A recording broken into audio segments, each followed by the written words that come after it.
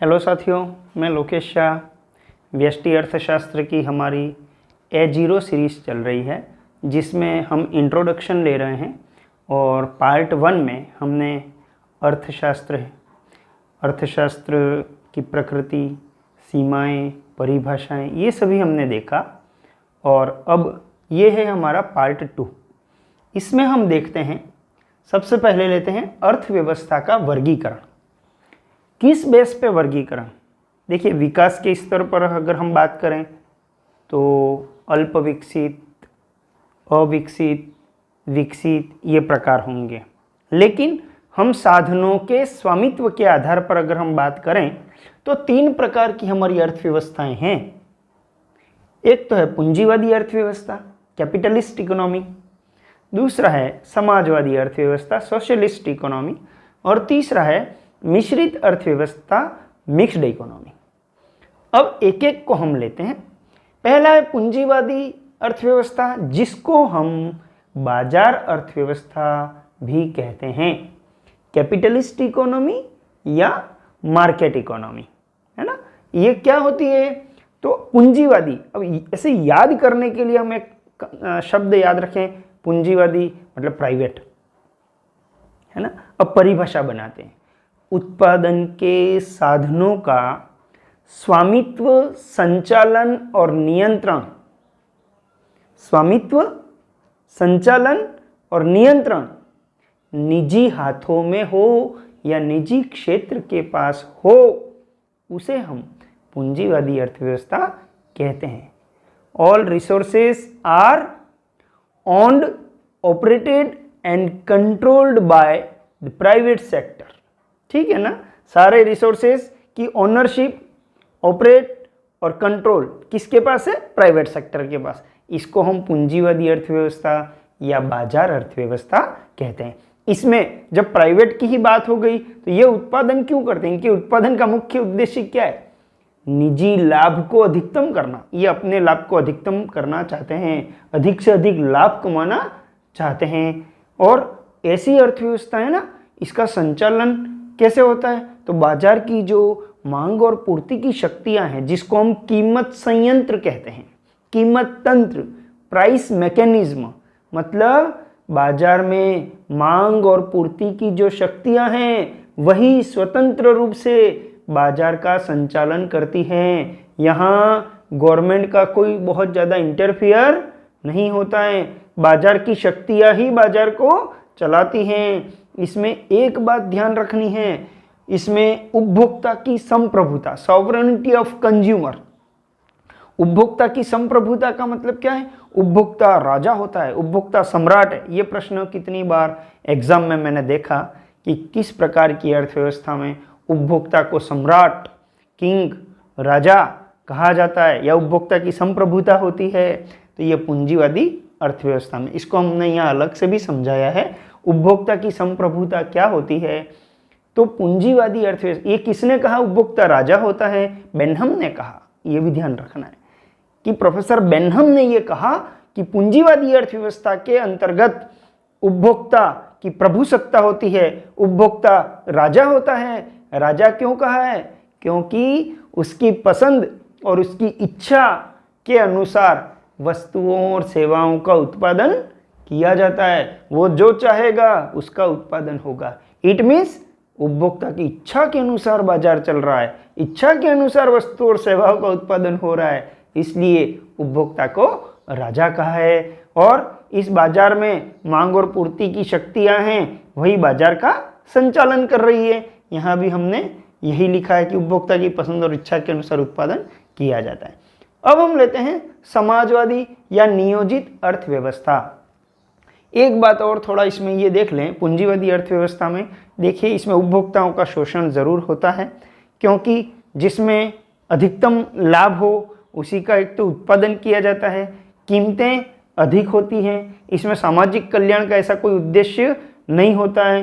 यहाँ पर अगर अर्थव्यवस्था में बेरोजगारी भी हो तो इन्हें कुछ भी पड़ी नहीं है, तो बेरोजगारी भी हो सकती है। आय का असमान वितरण होगा, अमीर और अधिक अमीर हो जाएगा, गरीब और गरीब हो जाएगा, तो थोड़ी आय की असमानता बढ़ेगी, बेरोजगारी भी बढ़ेगी, लेकिन साधनों का कुशलतम आवंटन होगा। कुशलतम आवंटन का मतलब क्या हो गया? साधनों में जितनी उत्पादन क्षमता है पूर्ण क्षमता से उत्पादन किया जाएगा। आज देखिए निजी क्षेत्र में जो लोग काम कर रहे हैं उनसे कसकर काम लिया जाता है, वो बहुत काम करते हैं तब थोड़ा वेतन होता है, और सार्वजनिक क्षेत्र में जो लोग काम कर रहे हैं उनकी पूर्ण क्षमता से उनका काम नहीं होता है, तो उसका कोई मूल्यांकन नहीं है। तो हम ये देखें कि निजी क्षेत्र जो है वो साधनों का अनुकूलतम उपयोग करता है। अब हम बात करेंगे समाजवादी या नियोजित अर्थव्यवस्था, सोशलिस्ट और प्लान्ड इकोनॉमी। अब यहाँ पर क्या होगा? परिभाषा वो जो पहले बोला ना, उसमें निजी की जगह सरकार ले लेना है। यहाँ सरकार मेन, स्टीयरिंग पे कौन बैठा है? गवर्नमेंट। यहाँ स्टीयरिंग पे कौन बैठा है? Private sector. तो यहाँ परिभाषा अपन बनाते हैं। क्या परिभाषा बनेगी? ऐसी अर्थव्यवस्था जिसमें उत्पादन के साधनों का स्वामित्व, संचालन और नियंत्रण सार्वजनिक क्षेत्र के पास अर्थात सरकार के पास होता है। All resources are owned, operated and controlled by public sector और गवर्नमेंट सेक्टर। अब जब सरकार के पास ही सभी साधनों का स्वामित्व, संचालन, नियंत्रण है, तो सरकार द्वारा उत्पादन का मुख्य उद्देश्य क्या होता है? सामाजिक कल्याण को अधिकतम करना, देश के लोगों का अधिकतम कल्याण करना, ये इनका उद्देश्य होता है। इसको नियोजित अर्थव्यवस्था क्यों बोलते हैं? क्योंकि पूरा प्लान बनाकर, योजना बनाकर ही अर्थव्यवस्था में विकास किया जाता है, और यहाँ पर सरकार ये निर्णय करती है कौन सी वस्तुओं का उत्पादन करना है, कितनी कीमत रखनी है। यहाँ पर केंद्रीय नियोजन समिति होती, सेंट्रल प्लानिंग अथॉरिटी, इसी को ये दायित्व दिया जाता है। वही निर्णय करते हैं कि बाजार का संचालन कैसे होगा, कौन सी वस्तुएं उत्पादित करनी है, क्या कीमतें रखनी है। इन सब का निर्धारण कौन करता है? केंद्रीय नियोजन समिति अर्थात सरकार ये निर्णय करती है। नेक्स्ट है मिश्रित अर्थव्यवस्था, मिक्स्ड इकोनॉमी। इसमें नाम से ही क्लियर है, दोनों अर्थव्यवस्थाओं का मिश्रण हो गया। प्राइवेट सेक्टर भी है और गवर्नमेंट भी है। Coexistence of private sector and public sector, दोनों का सह अस्तित्व होता है। निजी क्षेत्र और सार्वजनिक क्षेत्र का सह अस्तित्व।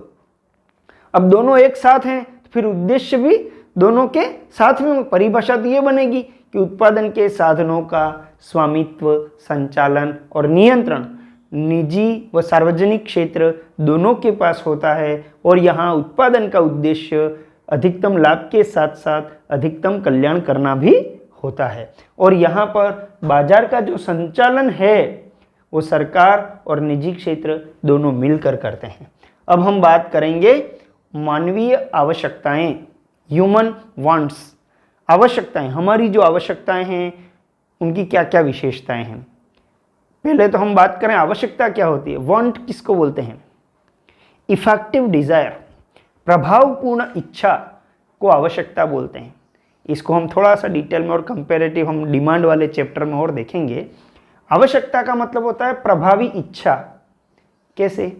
जैसे मुझे कार खरीदने की इच्छा है, मेरे पास कार खरीदने के लिए 8 लाख रुपये हैं, और तीसरा पॉइंट, वो 8 लाख मैं खर्च करने के लिए तैयार हूं। ये 3 बातें हों तो आवश्यकता कहलाएगी। आवश्यकता के लिए 3 बातें कौन सी? वस्तु को प्राप्त करने की इच्छा, दूसरा पर्याप्त साधन, हमारे पास पर्याप्त साधन भी होने चाहिए, और तीसरा बिंदु साधनों को व्यय करने की तत्परता, कि उसको मैं छोड़ने के लिए तैयार भी हूं, तब मेरी इच्छा जो है वो आवश्यकता बनती है। अब हमारी जो आवश्यकताएं हैं उनकी कुछ विशेषताएं हमको ध्यान रखनी है। एक तो हमारी आवश्यकताएं असीमित हैं, अनंत हैं, बहुत सारी आवश्यकताएं। हम साधु बाबा तो है नहीं कि हमारी आवश्यकताएं सीमित हो जाए, है ना। हम सामाजिक मनुष्य हैं और हमारी असीमित इच्छाएं, असीमित आवश्यकताएं हैं। कुछ आवश्यकताएं ऐसी होती है जो बार बार उत्पन्न होती है, पूरा करते हैं, फिर से कल तो खाया था आज फिर भूख लग गई, थोड़ी देर पहले पानी पिया था फिर प्यास लग गई। भूख, प्यास, ये सब आवश्यकताएं किस प्रकार की? बार बार उत्पन्न होती है। एक बार पूर्ण कर लेते हैं, संतुष्ट कर लेते हैं, फिर उत्पन्न हो जाती है। कुछ आवश्यकताएं पूरक होती है, जैसे गाड़ी तो ले ली, पेट्रोल खरीदना पड़ेगा क्योंकि गाड़ी ली है।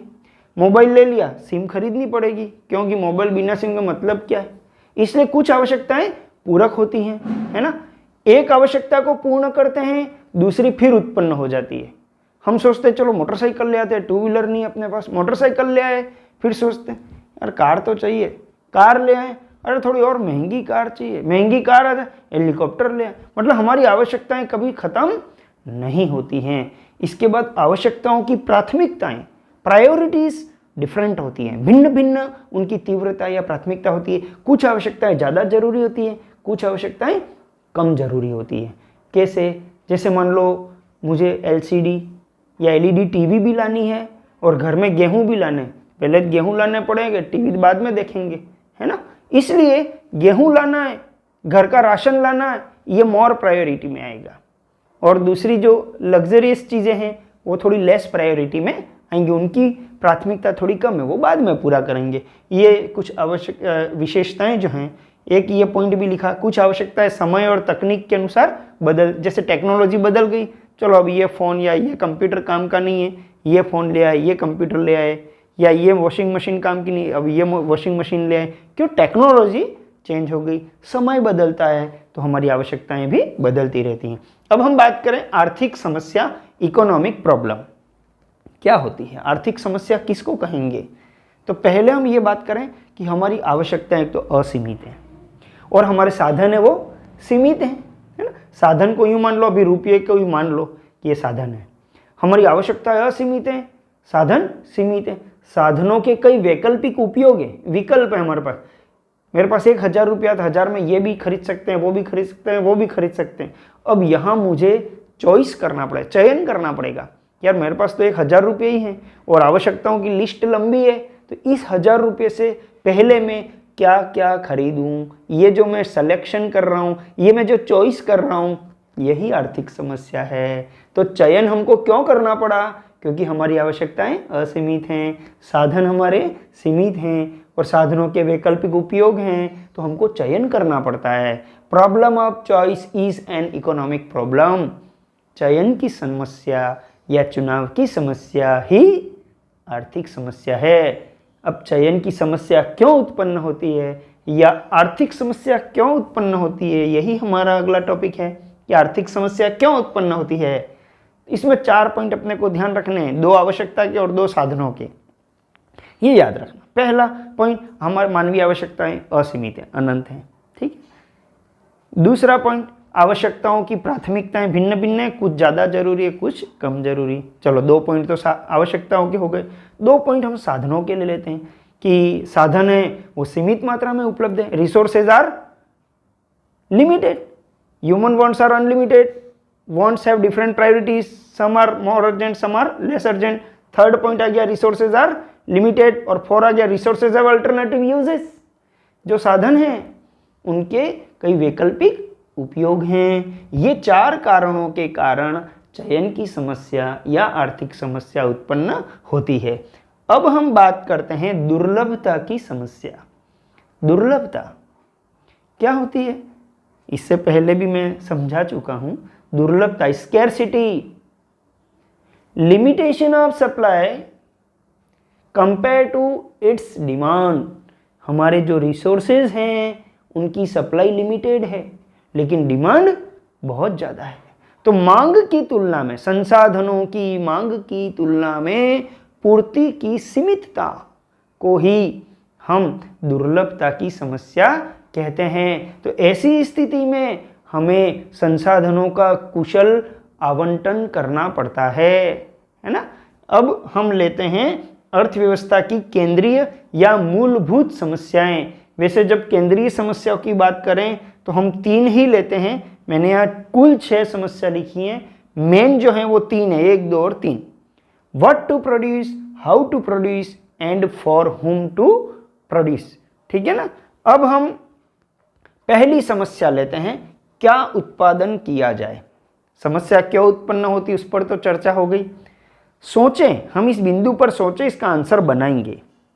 क्या उत्पादन किया जाए, ये समस्या है हमारे सामने। हम क्या लिखेंगे इसमें कि मानवीय आवश्यकताएं असीमित हैं, साधन सीमित हैं, अतः हमें विभिन्न वस्तुओं और सेवाओं में से ये चयन करना पड़ता है कि किन किन वस्तुओं का उत्पादन किया जाए और कितनी कितनी मात्रा में उत्पादन किया जाए। जैसे हमें मान लो 10 श्रमिक दिए, 2 मशीनें दी हुई हैं और XYZ वस्तुओं का उत्पादन करना है। अब हमको ये देखना पड़ेगा X वस्तु में कितने साधन लगाएं, Y वस्तु में कितने साधन लगाएं, Z में कितने साधन लगाएं। क्यों? क्योंकि साधन सीमित हैं। तो यहाँ पर हमको क्या चयन करना पड़ता है कि किन किन वस्तुओं का उत्पादन किया जाए और कितनी कितनी मात्रा में उत्पादन किया जाए। तो एक प्रकार से ये समस्या किससे रिलेटेड है? Allocation of resources. तो हम कहेंगे इसमें संसाधनों के आवंटन की समस्या, संसाधनों के आवंटन की समस्या, एलोकेशन ऑफ रिसोर्सेस, ये हमको ध्यान रखना है। क्या उत्पादन किया जाए वाली समस्या जो है वो संसाधनों के आवंटन से रिलेटेड है, ठीक है ना। क्योंकि जब हम ये तय कर दें कि X का उत्पादन इतना करना है, Y का इतना करना, तो उस हिसाब से ही तो हम भूमि, श्रम, पूंजी, उद्यम को हम एलोकेट करेंगे उनमें। अब हम लेते हैं कैसे उत्पादन किया जाए। यहाँ पर हम ये तय करेंगे कि उपभोग वस्तु उत्पादित करें या पूंजीगत वस्तुएं, अनिवार्य वस्तु उत्पादित करें कि विलासिता की, शांतिकालीन वस्तु उत्पादित करें कि युद्ध काल में काम आने। ये हमको सब इसी में चॉइस करना है कि कौन सी वस्तु का उत्पादन करना। दूसरी प्रॉब्लम है कैसे उत्पादन किया जाए। चलो हमने तय तो कर लिया X और Y का उत्पादन करना है। अगली प्रॉब्लम आ गई कैसे उत्पादन करना। कैसे का मतलब है कौन सी टेक्नोलॉजी। 2 तकनीकी हमारे पास हैं। एक तो है श्रम प्रधान तकनीक, लेबर इंटेंसिव टेक्नोलॉजी, और दूसरी है पूंजी प्रधान तकनीक, कैपिटल इंटेंसिव टेक्नोलॉजी। श्रम प्रधान तकनीक किसको बोलते हैं? जिसमें मशीनों की तुलना में, मशीन मतलब पूंजी, मशीनों की तुलना में श्रमिकों का उपयोग ज़्यादा होता हो, उसको हम कहेंगे श्रम प्रधान तकनीक। और पूंजी प्रधान किसको कहेंगे? जिसमें श्रमिक तो कम लगें और मशीनें ज़्यादा लगें। श्रम की तुलना में पूंजी यानी मशीनों का प्रयोग ज़्यादा होता हो, वो पूंजी प्रधान तकनीक कहलाएगी। तो हमें कौन सी तकनीक काम में लेनी है? ये उपलब्ध संसाधनों पर भी निर्भर करता है और देश की समस्या पर भी निर्भर करता है। यदि देश में बेरोजगारी की समस्या है और उसे दूर करना है तो हमें श्रम प्रधान तकनीक लगानी चाहिए। लेकिन यदि हमें कम कॉस्ट में और फास्ट उत्पादन करना है तो हमें पूंजी प्रधान तकनीक लगानी चाहिए, है ना। ये उपलब्ध संसाधनों पर निर्भर करता है। तो कैसे उत्पादन किया जाए ये समस्या किससे रिलेटेड है? ये तकनीकी की समस्या, तकनीकी के चुनाव की समस्या। हमें तकनीकी का चुनाव करना है कि कौन सी तकनीक का उपयोग किया जाए। अब है तकनीक, ध्यान रहा ना, 2 तकनीक है, श्रम प्रधान और पूंजी प्रधान। अब है किसके लिए उत्पादन किया जाए। फॉर हुम टू प्रोड्यूस, किसके लिए? जिसके पास पैसे हो उसके लिए, है ना। खरीदेगा कौन? जिसके पास पैसे होंगे उसके लिए उत्पादन होगा। तो पैसे किसके पास हैं? राष्ट्रीय आय का वितरण किस में हुआ? भूमि, श्रम, पूंजी और उद्यम में। चारों के पास पैसा आया है। जब भी अमीरों के पास पैसा आता है हमेशा विलासिता वस्तुओं की मांग होती है। गरीबों के पास जब भी पैसा आता है अनिवार्य वस्तुओं की मांग होती है।